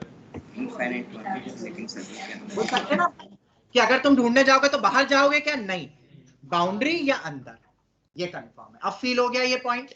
तो अब इसका क्वेश्चंस में कैसे यूज होता है, बहुत छोटी छोटी सी ज्योमेट्री के क्वेश्चन तुमने बचपन में करे होंगे थोड़े बहुत, बहुत इजी सी ज्योमेट्री के क्वेश्चन। सर ऊपर जो सर्कल की इक्वेशन है वहां पे h और k दोनों इक्वल है ना? नहीं नहीं नहीं, h कॉमा के सेंटर है 2, 3, 4, 5, 7, 8। h कॉमा के क्यों बोलता, वरना तो फिर h कॉमा h बोलता। कोऑर्डिनेट तो कुछ भी हो सकते हैं ना, x और y सेम होते हैं क्या कोऑर्डिनेट्स? नहीं, अलग अलग भी हो सकते हैं, सेम भी हो सकते हैं। चलो, तो अब इसका एप्लीकेशन देख लें। चलो, तो आ जाए अब तुम्हारा वो क्वेश्चन ही, आ जाओ फील करते हैं। इनइक्वालिटी से भी कर सकते हो, ऐसा नहीं है, बट वो मुझे पसंद नहीं। 30 वाला तो फॉर्मूले से डायरेक्ट हो रहा है। क्या मॉड्यूल का क्वेश्चन नंबर 30 पेज 101 तो सबसे हो गया? प्रीवियस क्लास का लास्ट फॉर्मूला था और उस पे 100% क्वेश्चन आएगा। तो रट लोगे तो अच्छा है, नहीं रटोगे तो भाई तुम्हारी मर्जी, मत करना। ओके ठीक है, डेरिवेशन अभी नहीं देखेंगे अपन, नेक्स्ट ईयर वो उसमें देखेंगे बाद। टाइम नहीं है ना अभी अपने पास ज्यादा। ये तुम्हें दिया हुआ है, अब तुम इसको फील कर पा रहे होगे मेरे ख्याल से, बहुत अच्छे से फील हो रहा होगा ये equation. Then the least and the greatest values of mod Z, यही है ना question? Then the least and the greatest values of mod Z क्या होगी? Mod of Z minus 4 plus 3 iota less than or equal to 2. Then the least and the greatest values of mod Z. ये question है। तो अब इस question को कैसे करना है? तो इनइक्वालिटी से तो मैं उसको तोड़ के करके सोच सकता हूं, बट अभी समझो मैं कैसे बता रहा हूं। क्या ये डिस्क की तरह दिखाई दे रहा है? बोलो ऑनलाइन स्टूडेंट्स। चलो, तो क्या अपन इसको प्लॉट कर सकते हैं? हाँ जी, प्लॉट कर सकते हैं, बहुत इजी है। बट जैसा कि सर आपने बोला था, मुझे याद है कि माइनस के बाद कंपेयर करते हैं। कंपैरिजन में गलती कर दी तो सबका बड़ा हो जाएगा। z का कोफिशिएंट 1 होना चाहिए, पहली कंडीशन। माइनस बाहर होना चाहिए, और फिर ये मिलेगा मुझे क्या? z1 which is nothing but the center of that disk. And what is this 2? Radius. Online student समझ में आया? या सुन, अगर आ गया तो अब प्लॉट कर दे इसको, बहुत इजी प्लॉट करना। माइनस के बाद तो z1 हो गया 4 - 3 आयोटा, क्या उसको 4, -3 बोल सकता हूं? x और y, तो 4 - 3 आयोटा कहीं यहां पे होगा, 4, -3, ये चला में 4 और ये नीचे गया में 3। ऐसे ही बनेगा ना पॉइंट की प्लॉटिंग? बिल्कुल। यहां से एक सर्कल बनाना है जिसका रेडियस है 2। तो क्या ये, अब देखो ये चीजें ध्यान से सुनना जो मैं बता रहा हूं, ध्यान से सुनना। क्या ये एक्स एक्सिस को क्रॉस कर सकता है सर्कल? नहीं, रेडियस तो 2 है और ये डिस्टेंस कितना है? 3 है। अब y एक्सिस से देखो 4 है, ये तो रफ फिगर 1 है और 2 का है तो नहीं करेगा। ओरिजिन को क्रॉस कर सकता है क्या? वो भी देखो। ओरिजिन से डिस्टेंस कितना है इसका? आता है ना डिस्टेंस फॉर्मूला, 5 आ रहा है, 4 का स्क्वायर पता है ना, x2 - x1 और रेडियस मेरा 2 है तो एक छोटा सा कट।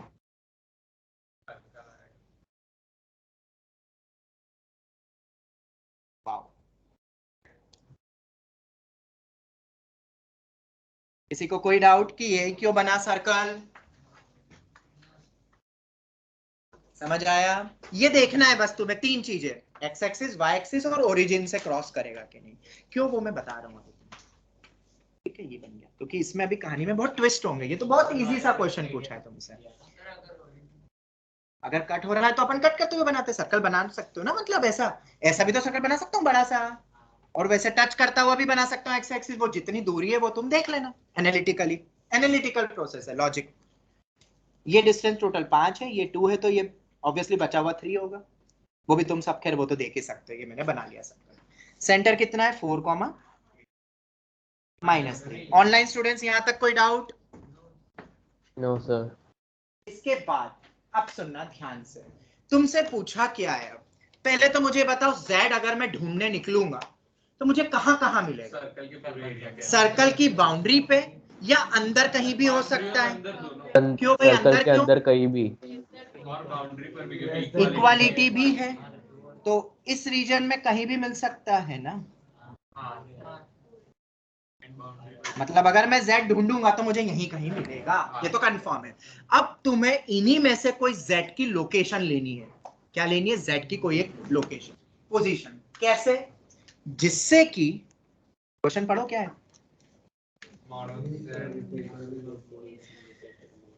सबसे कम लीस्ट। मॉड z का फील करो। मॉड z का मीनिंग क्या होता है? Geometrical application, distance of z from origin से। तो हमें z एक ऐसा लेना है जिससे कि उसका ओरिजिन से डिस्टेंस क्या हो? सबसे छोटा और एक बार सबसे बड़ा। तो एक छोटी सी थ्योरी है, ध्यान से सुनना, शायद तुमने 10 तक देखा होगा। ये एक मेरा सर्कल है, ठीक है। एक कोई पॉइंट है x, y, मान लो इसको p बोल दिया, x1 y1 भी बोल सकते हो। इस सर्कल की बाउंड्री से या सर्कल से मिनिमम और मैक्सिमम डिस्टेंस तुम्हें पता है कितना होता है? ये होता है minimum. Line joining the centre, क्या बोला मैंने? रिपीट करो। Line joining the centre from that point, given point will give you maxima oblique minima. क्या ये पॉइंट याद रख सकते हो? बेसिक सी थ्योरी है, प्रूव भी कर सकते हो ज्योमेट्रिकली कि ये क्यों शॉर्टेस्ट और ग्रेटेस्ट देता है, वो तुम सोचना, वो मैं नहीं बताऊंगा। तो सबसे ज्यादा कितना हो जाएगा? ये पूरा कंप्लीट, ये फारदेस्ट होगा ना। कहीं पे भी वो पॉइंट हो, उस पॉइंट को सेंटर से ज्वाइन कर दो सेंटर से। फिर मिनिमम मैक्सिमम जो दिख रहा है तुम्हें वो, और बाउंड्री है। बाउंड्री तो क्या, अगर ये पूरा डिस्क भी ले लूं तब भी मिनिमम उतना ही होगा और मैक्सिमम तो उतना ही होगा, ठीक है। डिस्क हो या वो, तो ये कितना, अगर ये मान लो ये मेरा सेंटर है C और रेडियस मेरा R है, तो मैं ऐसा बोल सकता हूं कि मिनिमम होगा CP - R और मैक्सिमम होगा CP + R। ये डिस्टेंस CP + R, और CP तुम निकाल सकते हो। 2 पॉइंट पता है तो डिस्टेंस फॉर्मूला तुम्हें पता है। Centre you know, that point you know, distance formula से CP मिल गया। +R करो तो मैक्सिमम, -R करो तो मिनिमम। तो क्या होगी मैक्सिमम मिनिमम? अब फील हो गया। अब तो क्वेश्चन बहुत इजी। तो z का ओरिजिन से डिस्टेंस, अब z कहीं भी हो सकता है, बाउंड्री या अंदर।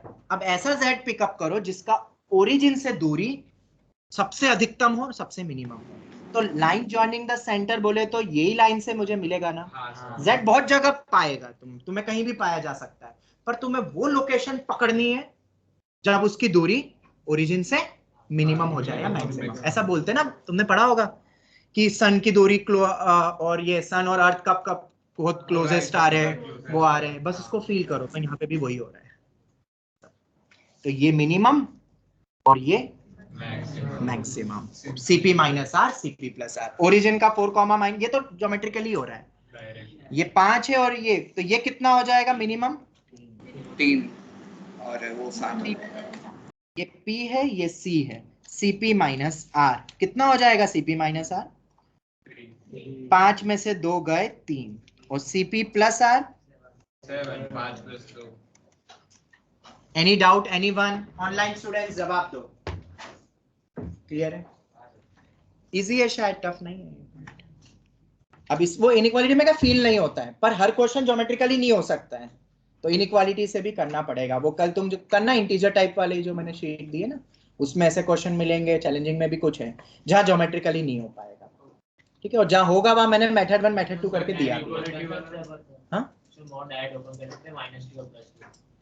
नहीं, मॉड तो वो mod of Z1 + Z2 inequality लगाओ और उसके अकॉर्डिंग ओपन करो, और माइनस के साथ मिनिमा मैक्सिमा उल्टा, मतलब बताइए ना वो दो प्रॉपर्टी देख लेंगे, कोई दिक्कत नहीं। ये समझ आया कि नहीं? सर ये तो समझ आया, ये बेहतर है। ठीक है, ये हो गया। अब इसी में थोड़ा बहुत और ट्विस्ट कर देता हूं, अलग से क्वेश्चन बनाना नहीं पड़ेगा। कोरोलरी,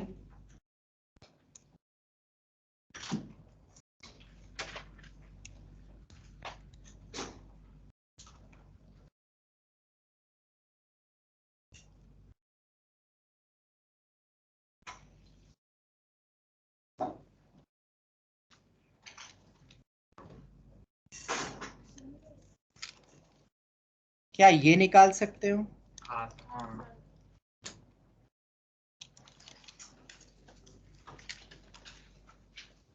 इसी सेम क्वेश्चन में कोरोलरी का मतलब होता है वही कंडीशन गिवन है, और अब मॉड जेड की नहीं, अब इसकी मैक्सिमम और मिनिमम, ग्रेटेस्ट और लीस्ट निकालना है। एक और क्वेश्चन देता हूं,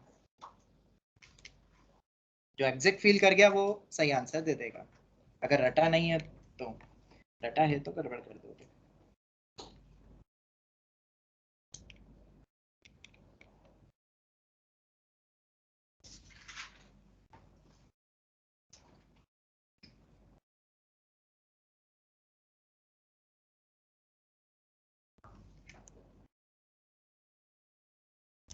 ये दो क्वेश्चन है, ठीक है, सेम कंडीशन है, मॉड ऑफ इक्वल टू, हाँ हाँ हाँ वही वही वही सेम कंडीशन है। इसका मतलब होता है ये जो मैं लिख रहा हूँ, जो ऊपर दिया था, अभी ये पूरा दिया। हाँ, गिवन तो वही है अभी भी, z -4 + 3 आयोटा लेस देन और इक्वल टू 2 गिवन है। अच्छा मुझे बताओ, ग्रेटर देन और इक्वल टू 2 हो जाए तो सन बनाते ना, सन बाहर का सब आएगा, ये बाउंड्री भी और बाहर पूरा बाहर, इन्फिनिटी। ठीक है, तो मैक्सिमम हो जाता है फिर इन्फिनिटी, इन्फिनिटी वाले पॉइंट ले लो। लॉजिक CP माइनस आर, अरे वो बाउंड्री से तो नहीं, वो लॉजिकली अब तुम सोचो, वो मैंने बताया क्या रूट में आ रहा है। जैसा भी आए भाई, क्या मैथ्स में रूट में आंसर्स आज तक 10वीं तक नहीं आए? आए हैं, आए सब हैं। टाइप के आए हैं, तो जो आए कॉन्फिडेंस रखो, पूछना क्या उसमें फिर। अगर अभी तुम्हें अगर श्योर शॉट नहीं है तो तुम एग्जाम में भी नहीं कर पाओगे, फिर कॉन्फिडेंस रखो, जो मैंने बताया वो सही थ्योरी है, तुम क्रॉस चेक भी कर सकते हो यार, इसमें कुछ ऐसा है नहीं कि मैंने कुछ अजूबा जैसा बताया है, बस फील करवाया तुम्हें आज मैंने कॉम्प्लेक्स, क्योंकि जनरली कॉम्प्लेक्स फील ही नहीं होता है बच्चों को, बस रट लेते हैं x + आयोटा y नॉट। हाँ बेटा पहला आ गया, हाँ ये ऊपर वाली फिगर ले लिया था सर आंसर आ गया। सर, आ गया? हाँ मत बताओ आंसर, मेरी थ्योरी बताने के बाद तो आंसर आएगा ही। सर आपने कैंसर हो गया।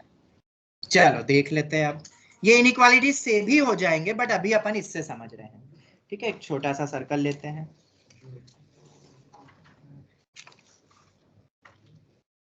अब मुझे ओरिजिन का कोई मतलब ही नहीं है, अब मुझे ओरिजिन से कोई मतलब नहीं है। ये कितना है 4, -3, चलो ये हो गया 4, -3, रेडियस 2 है, ये मेरा रेडियस 2 है, मैं पहला वाला कर रहा हूं। अब कहां से बोला है मैक्सिमम मिनिमम z का डिस्टेंस, माइनस को अलग करो, ये आएगा, तो -1 -5 आयोटा किधर आएगा, कहीं यहां पर कहीं पे आएगा, -1, -5, यही है ना वो पॉइंट। अब z ऐसा पिकअप करो, और z कहां पर है, बाउंड्री या अंदर, इक्वालिटी लगाइए। अगर इनइक्वालिटी नहीं होती तो सिर्फ बाउंड्री पे चक्कर मार रहा होता। Line joining the centre will give you minima maxima. ये लॉजिक बहुत काम आ जाएगा। ये पॉइंट मेरा P है तो ये पॉइंट मेरा C है, तो मिनिमम तो यही होगा। CP में से रेडियस हटा दो R, तो ये मिनिमम, और CP प्लस R मेरा बनेगा मैक्सिमम। तो ओरिजिन का कोई यूज नहीं है, वो तो वहां पे पहले हो रहा था, क्योंकि मॉड Z की मैक्सिमम मिनिमम मतलब ओरिजिन से देखना था। आंसर तो तुम दे दो। अब कितना आ रहा है डिस्टेंस, फॉर्मूला लगाओ। -1, -5 का 4, -3 से डिस्टेंस। अरे इसमें क्या शोर, 4 माइनस ऑफ -1 का होल स्क्वायर प्लस -5 प्लस 3 हो जाएगा का होल स्क्वायर, रूट 89। यही आ रहा है। ये 25। हाँ सर सेम आया था सर CP प्लस R आ रहा है, रूट 89 और उसमें माइनस वाला रूट 39। ये कितना हो रहा है भाई, 4 हाँ क्या बोल रहे हो ये तुम, इतनी बड़ी वैल्यू कैसे आ रही है। 25 और 4 का एडिशन 29 होता है मेरे ख्याल से तो। नहीं पर क्यों करा, डिफरेंस तो आता है तुम्हें, दो नेगेटिव नंबर का डिफरेंस।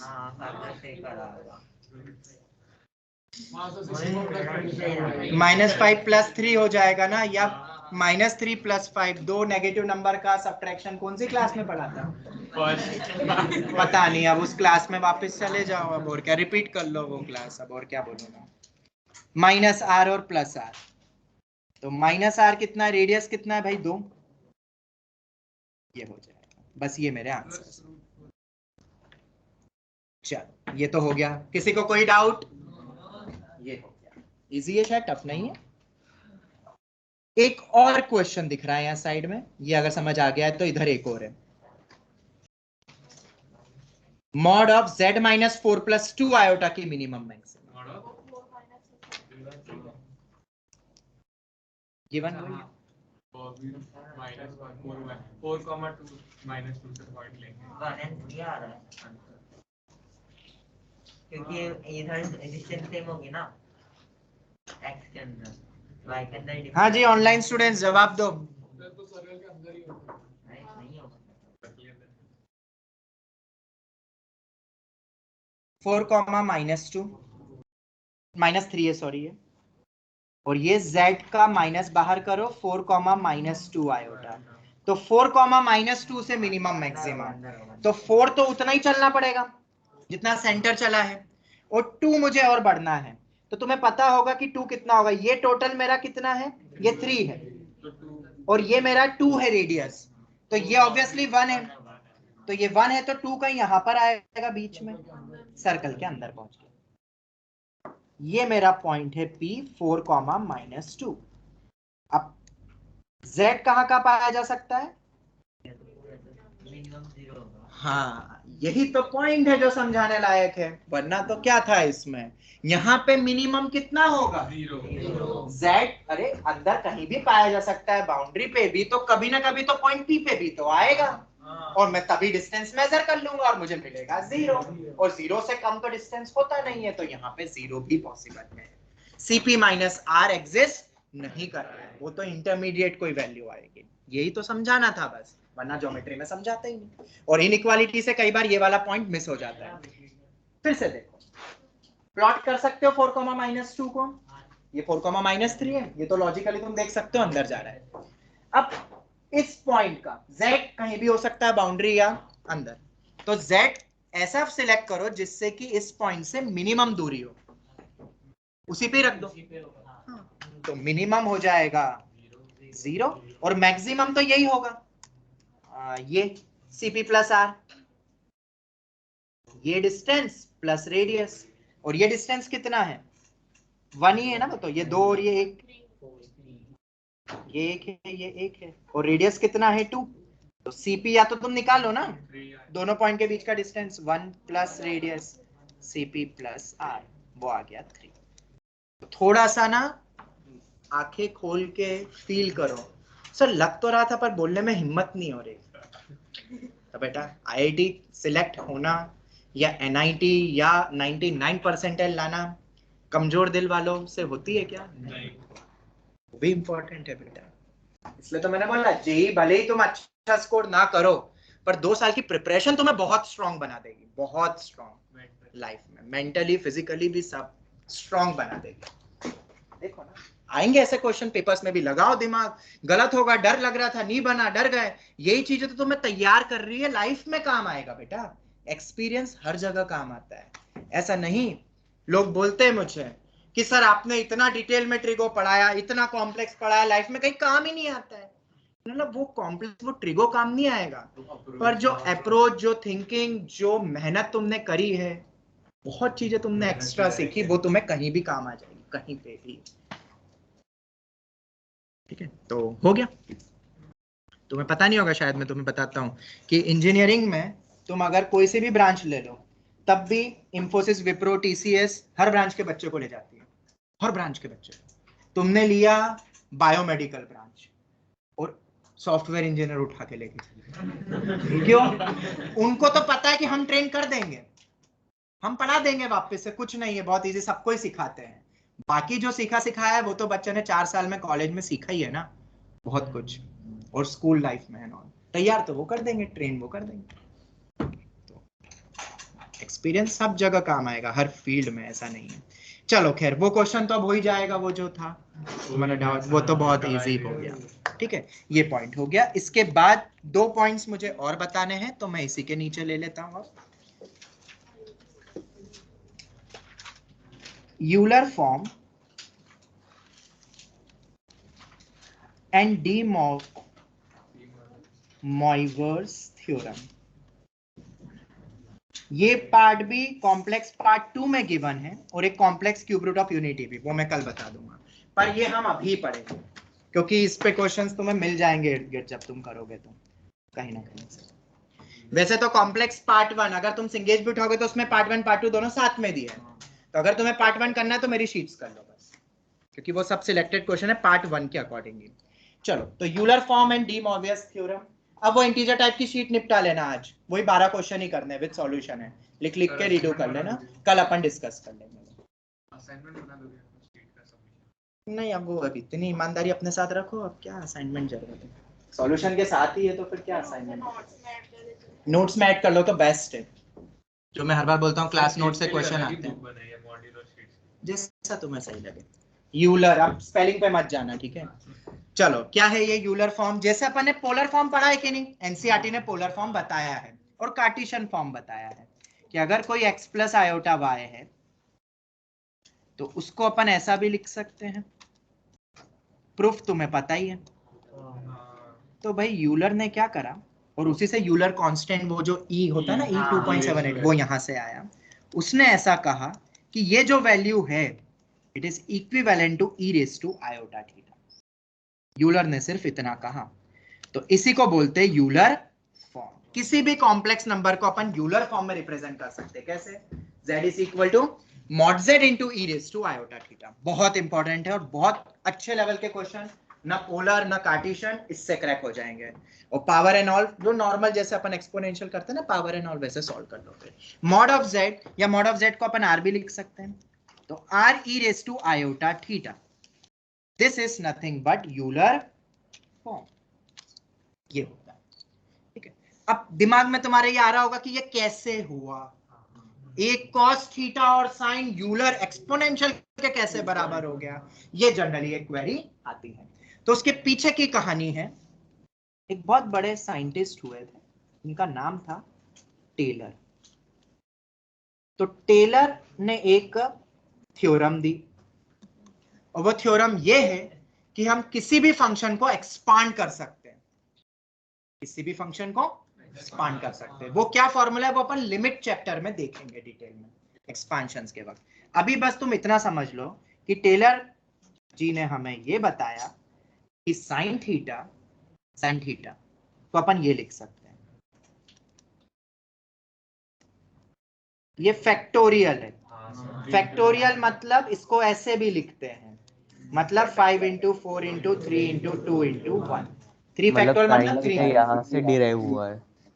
मतलब ये सीरीज है बेटा, डिराइव की बात नहीं है ये, इसके अप्रोक्सीमेटली बराबर आती है वैल्यू, जो साइन से वैल्यू आएगी वही इस सीरीज को अप टू इन्फिनिटी जाएगा, पैटर्न है ये, टेलर ने बताया है, उसका एक फॉर्मूला जिससे सब एक्सपांशन निकलते हैं। थीटा और x अलग है।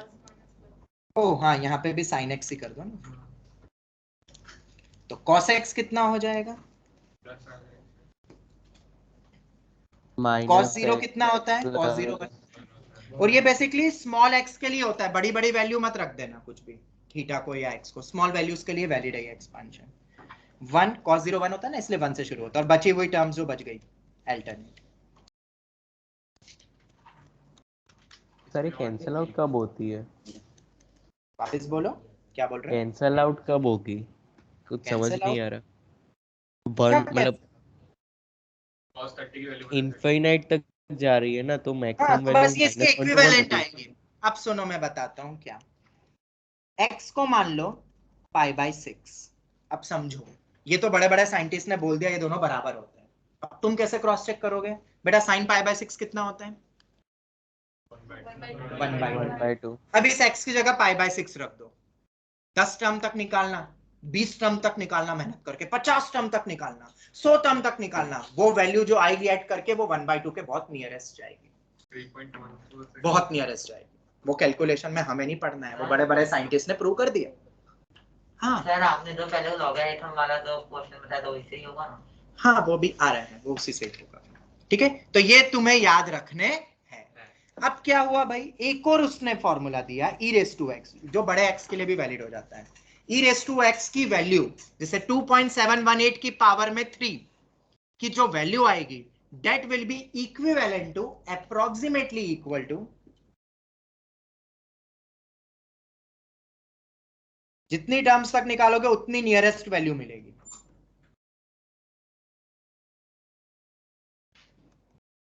और अब मेरे ख्याल से मुझे डिराइव करना ही नहीं है, तुम खुद डिराइव कर लोगे ये, cos थीटा पकड़ो, cos x पकड़ो, प्लस आयोटा मल्टीप्लाई कर दो sin x में, और इस x की जगह आयोटा x रख देना, तो जहां जहां भी x है वहां पे आयोटा x हो जाएगा, तो x² मतलब आयोटा x का होल स्क्वायर। करोगे डिराइव कि तुम कर लोगे, अब तीनों लिखे हुए रख देना, ये वैल्यू इसके बराबर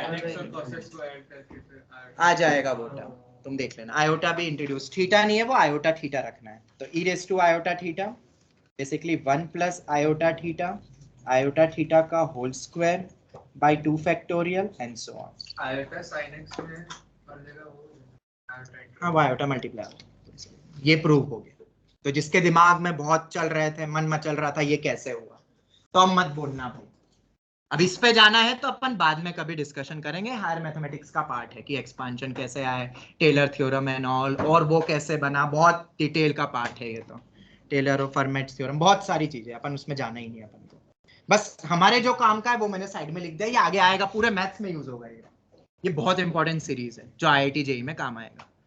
शायद NCERT ने आखिरी में दिया हो, आखिरी में बुक के एंडिंग में शायद एक्सपांशन दिए, शायद तुम देखना NCERT ओपन करके, रेगुलर उसमें नहीं मिलेगा। चलो खैर, तो ये तुम्हें समझ में आ गया है कि e⁻ iota theta is nothing but, बोलो, cos theta plus iota sin theta, याद रख लोगे, और ये थीटा वही अपना प्रिंसिपल आर्ग्यूमेंट, और वो कैसे निकालते हैं ऑल तुम्हें पता है, इसलिए मैंने बोला था अपन किसी भी कॉम्प्लेक्स नंबर को पोलर फॉर्म में लिख सकते हैं, तो अब यूलर में भी लिख सकते हो, तो e⁻ आयोटा थीटा क्या होगा,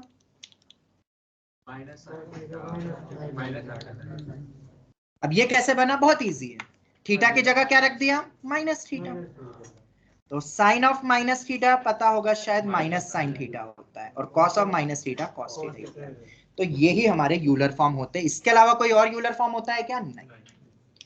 सर ये काम कैसे आएगा बेटा, इसका तो काम बहुत है, बहुत है, और वो चीज के लिए डी मॉइवर्स ने कुछ भी नहीं करा, मतलब यूलर और थ्योरम और डी मॉइवर्स का तो कुछ भी रोल नहीं है ज्यादा, उसने जो थ्योरम दी वो यूलर फॉर्म से बहुत इजीली क्रैक हो रहा है, पता है कैसे, उसने ये कहा कि जब कभी भी cos theta plus iota sine theta तुम्हें दिखे और पावर कितनी भी बड़ी हो, फिर चाहे वो फ्रैक्शनली क्यों ना हो, ये होता है cos of n theta plus iota times sine of n theta. ओ तेरी तो सर ये क्या था, एंगल में चले गया है। हाँ यही तो है सर, पर ये हमें तो आया ही नहीं, कैसे डिराइव हुआ? डी मॉर्बियस ने करा होगा कुछ करके कुछ। अरे बेटा तुम भी कर सकते हो ये जादू, बताऊं? यूलर फॉर्म तो आता है ना, तो इसको अपन ई रेस टू आयोटा थीटा लिख देंगे। देखो जादू, रिवर्स फॉर्मूला। रिवर्स फॉर्मूला तो अपन करते ही आ रहे, पूरे मैथ्स में रिवर्स फॉर्मूला यूज होता है। जब cos थीटा को अपन ई में लिख सकते हैं तो ई को वापस पोलर में भी तो लेके जा सकते हैं। अब एंगल कितना हो गया? एन थीटा हो गया ना शायद। हाँ, हर जगह एन थीटा हो जाता है। तो सर ये यूलर ने डिराइव क्यों नहीं करा? हमारा काम है पढ़ना तो हम पढ़ेंगे। भाई न्यूटन ने अब एप्पल गिराया और उसको दिखा तो भाई उसको ही क्यों दिखा, बाकियों को भी दिखा होगा, पर नाम उसका हो गया तो भाई उसका हो गया। चलन की बात है, ठीक है। अभी जेवलिन थ्रो में जीते अपन तो सबको लग रहा है हम भी बचपन से फेंकते कुछ ट्रेंडिंग में, ये तो अभी बहुत। पर अब भाई उसने फेंका तो वो जीत गया। अब भाई अब क्या कर सकते हैं, अब इसमें फाइट। सर मैं कुछ और नया करता हूँ तो करो ना। हमारे लिए क्वेश्चन आएंगे। क्या क्या बोल रहे हो? हमारे लिए उस पे क्वेश्चन आएंगे कि कितनी स्पीड से फेंका है। हाँ स्पीड से फेंका है। फिजिक्स तो लगता ही है वहां पे, ट्रेनर क्या सिखा रहा है उसको, फिजिक्स से तो सिखा रहा है और क्या। चलो खैर अब उस पे मैं जाऊंगा नहीं। ये हो गया, तो ये हो गया हमारा कौन सा, डी मॉर्बियस थ्योरम। अब इसका बहुत यूटिलिटी रहने वाली है, और अगर डी मॉर्बियस थ्योरम नहीं भी आती है तो भी तुम्हें क्या करना है, पोलर में बदलो और पोलर के बाद यूलर में बदल के सॉल्व कर दो और रीसब्स्टिट्यूशन। जैसे कि एक तुम्हें बताऊं, तुम्हें याद है अपन एक क्वेश्चन करा था बहुत समय पहले, 1 प्लस आयोटा की पावर में 200, और मैंने कहा था हम किसी भी कॉम्प्लेक्स नंबर को कर सकते हैं क्योंकि हम किसी भी कॉम्प्लेक्स को पोलर में बदल सकते हैं। और पोलर इसका अल्टरनेट प्रूफ पता करना है, बहुत इजी है। 1 प्लस आयोटा को पोलर में क्या लिखोगे, √2 टाइम्स, ये मॉड्यूलस होता है, cos ऑफ π/4 प्लस, अब ये कैसे आया वो तो मैं बताऊंगा नहीं, एनसीईआरटी पढ़ो, और होल रेस टू 200, तो √2 रेस टू 200, 2 रेस टू 100, और क्यों ना अपन इसको ऐसा लिख देते हैं यूलर फॉर्म में, तो π/4 इंटू 200 500 पाई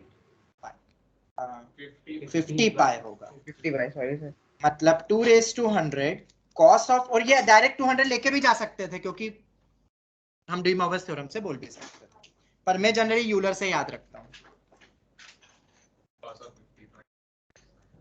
अब तुम्हें पता है cos of even multiple of pi हमेशा +1 होता है और sin n पाई हमेशा 0 होता है। 2 रेस टू 100 है, उस समय भी तुम देख लेना क्या आया था। तो अपन के सामने कुछ भी आ जाए तो अपन कर सकते हैं ना, पोलर और यूलर की मदद से बड़ी बड़ी पावर सॉल्व हो सकती है, बड़ी बड़ी पावर सॉल्व हो सकती है। वरना बच्चा क्या करता, 200 बार मल्टीप्लाई करता, या इसको 200 बार मल्टीप्लाई करता। इसका सिग्निफिकेंस बहुत है डी मॉर्बियस ने जो दिया, पर वो यूलर की हेल्प से आया, ठीक है। और भी कुछ इसके question and complex cube root of unity भी मैं इसी बार में ही बता दूंगा, वो कल हम देखेंगे, कल वाइंड अप करने वाले हैं हम, और इंटीजर टाइप क्वेश्चन जरूर कर लेना। और फिर इसके बाद संडे को तुम्हारे पास वक्त रहेगा आराम से प्रैक्टिस करना है नॉल, संडे को कोई क्लास नहीं रहेगी, और मंडे को अपन फिर सीक्वेंस एंड सीरीज स्टार्ट कर देंगे। हाँ कल, हाँ भाई नॉर्मल टाइम, क्योंकि कल भी शायद कुछ बच्चों के स्कूल रहते हैं, वरना मैं मॉर्निंग में कर देता हूँ। हाँ अभी रुक जाओ, IOQM रुक जाओ, क्योंकि ये जो टॉपिक सीक्वेंस सीरीज है ना वो IOQM में भी है, और IOQM के लिए सीक्वेंस सीरीज की शीट मेरी तैयार है, तो मैं अभी दूसरा काम कर रहा हूँ। और सर ज्योमेट्री का मतलब एक ज्योमेट्री का रहेगा तो बेटा मैं अभी भी, सुन लो क्रेश, तुम अपने लेवल पे करते रहो ज्योमेट्री 10th लेवल तक का, अभी कराने का कोई फायदा नहीं है, क्योंकि जब तक IOQM आएगा दिमाग से सब उड़ जाएगा। तो मुझे पता है कब क्या करवाना है, आई नो, मेरा यही तो काम है। तो जो जरूरी है, पहले मैंने बोला था ना प्रायोरिटी इज इम्पोर्टेंट, प्रायोरिटी ठीक है। हाँ बेटा आयुष 2 मिनट का ब्रेक मिल जाएगा, मैं बोल दूंगा। एक की स्माइल भी आई है, चलो मैं अटेंडेंस ले। सर वो आप जब लीव किए थे ना तब लिखा था। ओ अच्छा तब का, हाँ वो तो नेट गया, पक्का ना? हाँ सर तभी का है। सर टाइम देख लीजिए 4:21 लिखा है। चलो ठीक है, ओके ओके, मुझे लगा बोर हो रहे होंगे क्लास। चलो thank you very bye much. Sir. Bye sir. Bye Thank you. Sir. Sir bye sir.